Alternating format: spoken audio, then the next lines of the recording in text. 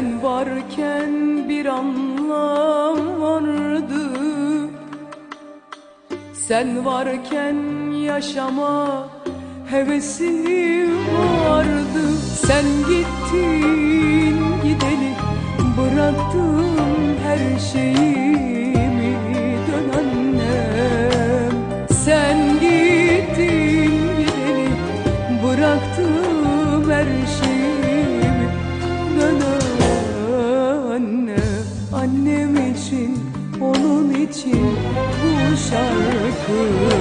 Dinle anne, ağla anne, seviyorum.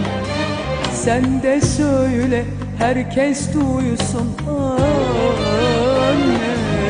Ben çalayım, sen de oku, söyle anne.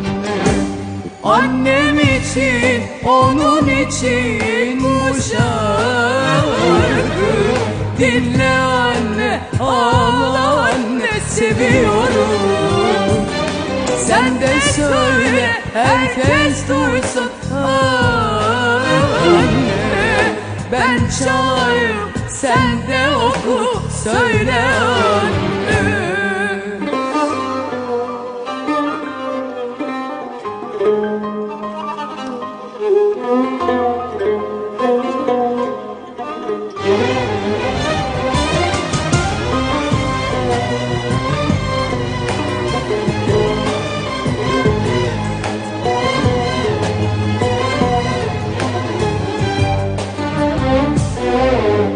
Sen varken bir huzur vardı, sen varken bir neşe vardı.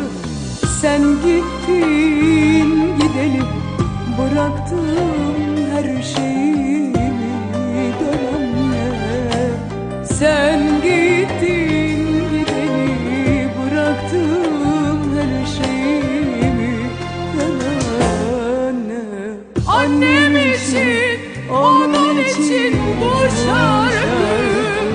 Dinle anne, ağla anne, seviyorum.